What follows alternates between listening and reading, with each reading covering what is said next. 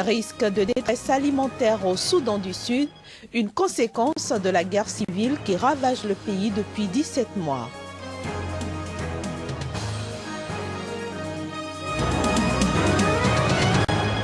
Le PNUD au chevet de la Commission électorale indépendante en Côte d'Ivoire, elle octroie 9 milliards de francs CFA pour l'organisation de la présidentielle d'octobre.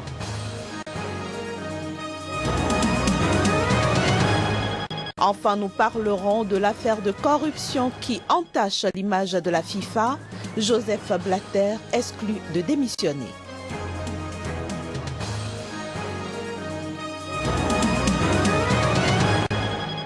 Madame, Monsieur, bonsoir et bienvenue dans cette édition.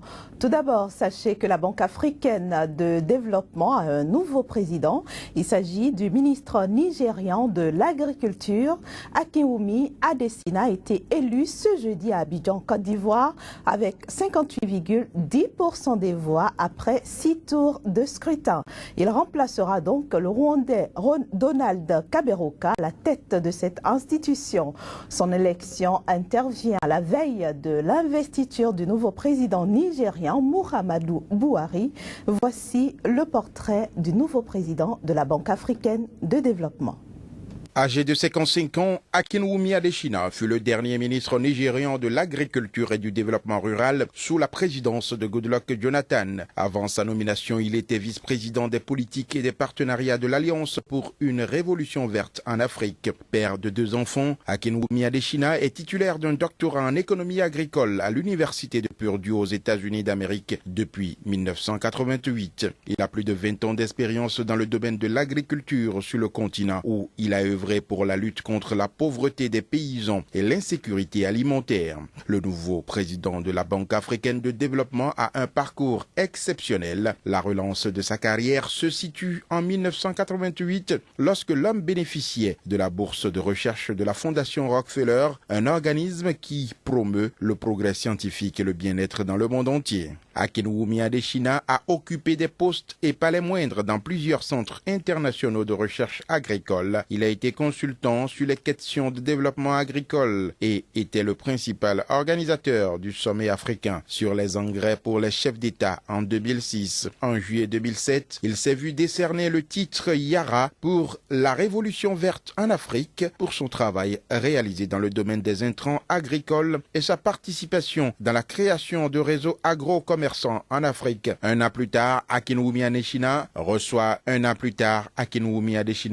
le Distinguished Alumni Award agricole de l'Université de Purdue. En 2009, le secrétaire général des Nations Unies, Ban Ki-moon, l'a décrit comme une éminente personnalité qui a fait preuve de leadership exceptionnel dans la promotion de la mise en œuvre des objectifs du millénaire pour le développement. Tout ce parcours lui a permis de mettre en place, depuis qu'il a été ministre au Nigeria, une politique de réforme du système de financement de l'agriculture. Le secteur agricole nigérian a attiré environ 6,5 milliards de dollars depuis 2010 et produit plus de 21 millions de tonnes de produits agricoles. Sa vision pour la BAD est de mettre un accent sur les infrastructures, le développement du secteur privé avec plus d'accès au crédit pour les petites et moyennes entreprises et sur la création de l'emploi des jeunes. En somme, accélérer la croissance inclusive sur le continent africain. Au Soudan du Sud, les populations subissent de plein fouet les conséquences de la guerre civile qui ravage leur pays depuis 17 mois maintenant.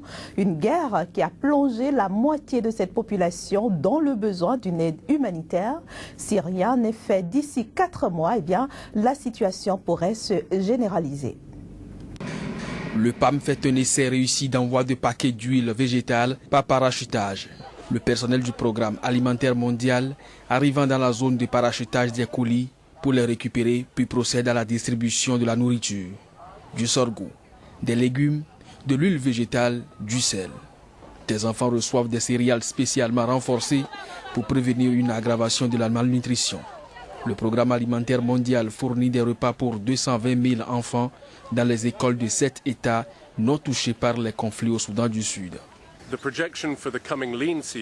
La projection pour la prochaine saison sèche, qui est dans 4 mois, est qu'il y aura 4,6 millions de gens au Soudan du Sud qui auront un besoin urgent d'aide humanitaire et qui sont en situation d'insécurité alimentaire.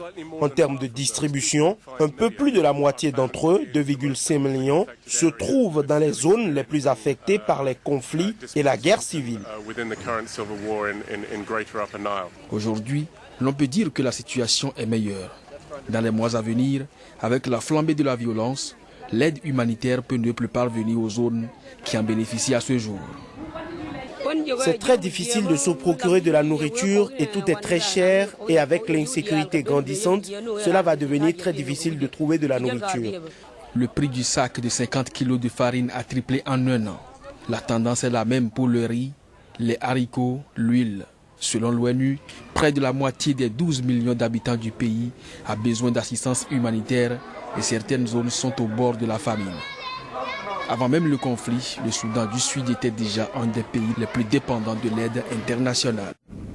Dans le cadre de l'organisation de l'élection présidentielle d'octobre en Côte d'Ivoire, le programme des Nations Unies pour le développement vole au secours de la Commission électorale indépendante. C'est à travers l'octroi d'une enveloppe de 9 milliards de francs CFA. Les détails avec notre correspondant à Abidjan, Chris Paterne Assémien. Les élections présidentielles d'octobre 2015 en Côte d'Ivoire coûteront 54 milliards de francs CFA. Une cagnotte non moins négligeable pour la structure en charge des élections. Mais elle peut compter sur l'appui des bailleurs. Il s'agit dans un premier temps de renforcer les capacités de la CI par la formation de ses agents, notamment au niveau de commissions locales, mais également le renouvellement d'une partie du matériel électoral, notamment les urnes, les isoloirs et j'en passe. Il s'agirait également de promouvoir la promotion d'un dialogue entre les différents acteurs dans le souci d'une prévention de la violence électorale, mais également assurer une participation citoyenne, en particulier des jeunes et des femmes. Ce soutien, évalué à 9 milliards de francs CFA, s'inscrit dans le cadre du programme d'appui à la consolidation de la démocratie et de la gouvernance participative en Côte d'Ivoire. Une convention à Abidjan entre Babaka Cissé, représentant résident du PNUD en Côte d'Ivoire, et Nialé Kaba, ministre ivoirien de l'économie et des finances, ainsi que le président de la CEI, Youssouf Bakayoko. Vos appuis multiformes auront permis en effet à notre pays de retrouver la normalité institutionnelle par la tenue d'élections présidentielles et législatives dont la crédibilité a été reconnue par la quasi-totalité de la communauté internationale. Le montant de la subvention accordée représente 10% du budget des élections présidentielles. En d'autres termes, l'essentiel de ces élections sera financé sur des ressources internes.